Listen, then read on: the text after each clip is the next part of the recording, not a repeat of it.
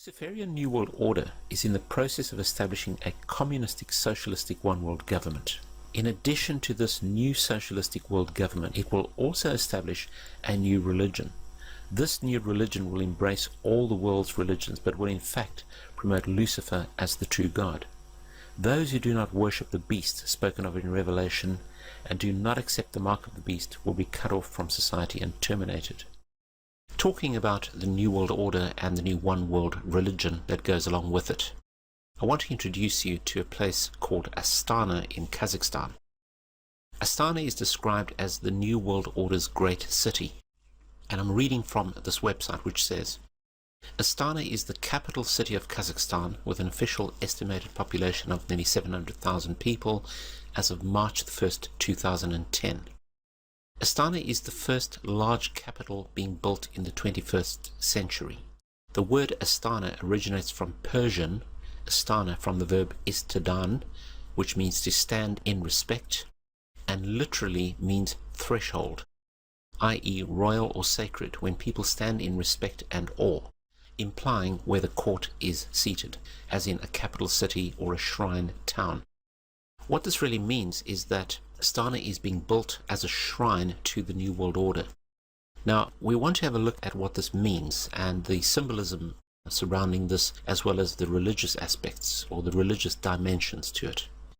The city has been described as a futuristic occult capital being built in a remote and deserted area of the Asian steppes. The city also depicts many instances of sun worship, making one believe that the city is a celebration of the religion. So let's have a look at some of the photographs of the New World Order capital.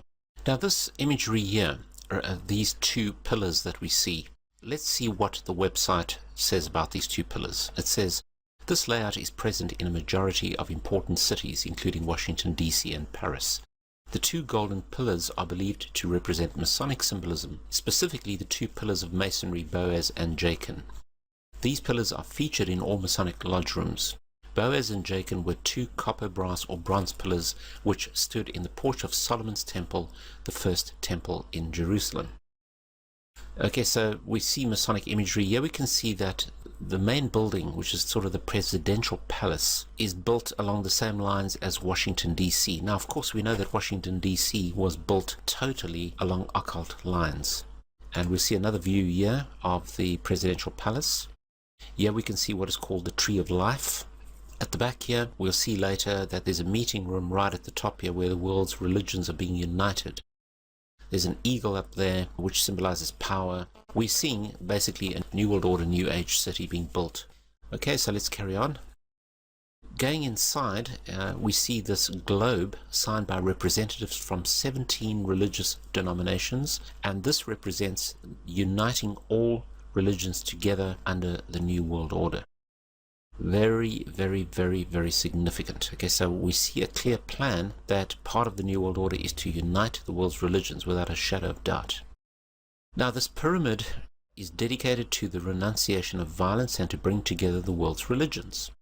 The architect claims that the building has no recognizable religious symbols, but in reality the pyramid is a temple for sun worship, which is the religion of the New World Order. The pyramid is the main symbol of Freemasonry and ancient religious doctrine. Today's elite use these pyramids as symbols of power throughout the world. Las Vegas and Dubai contain similar structures, as do many other cities in the world. Here we have the apex of the pyramid, and this is what we're going to see inside. So the apex is round and covered with sunlight. Images of white doves are embedded in the windows. This is obviously to do with world peace, representing also the unification of world governments and religions in this round circular shape, and the New World Order.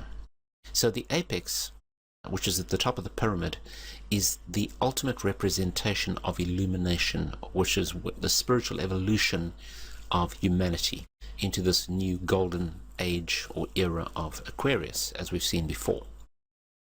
Inside we see this meeting room, and we see the sun imagery and eye right in the center of this room. I mean, it couldn't be more clear.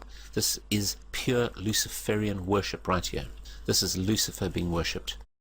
And this meeting room here, which is the main room, also has the sun symbolism and or eye in the ceiling, and it is the conference room where the religious leaders of the world meet. But we can see here the sun occupies the whole ceiling. So all about illumination. This is the tree of life. And it says this monument is meant to embody a folk tale about a mythical tree of life and a magic bird of happiness. The tree of life, as it's called, is a roadmap which spirits supposedly use when they leave the material world to join the afterlife. The golden globe at the top of the monument represents the sun, the supreme deity, and here we have sun worship again. Now inside the gold globe, which is right at the top of that construction there, we have this very strange looking symbol.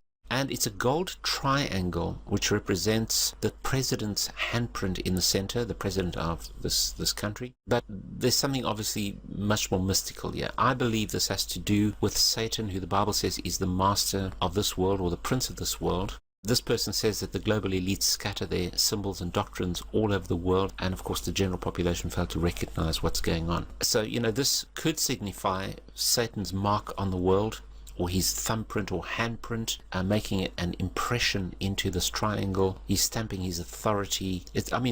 Ultimately, this is right at the top of this tree of life. So, once again, we have the shrine to Luciferianism, to illumination, that Satan is in fact the light bearer and the bringer of light to humanity and spiritual life to humanity. Here we have a helix shape. The helix has to do with the DNA of mankind, and one of the very significant things that you're going to find when you start studying the occult and what's happening in this new age one world religion is the fusion of the sons of God with the daughters of men, i.e. the fallen angels being fused with humans to form these new superhumans, again this concept of transhumanism. And I'm sorry to say it, but it also is in the shape of a male sexual organ, which is very significant in things like Freemasonry, because most of the occult religions have to do with fertility cults.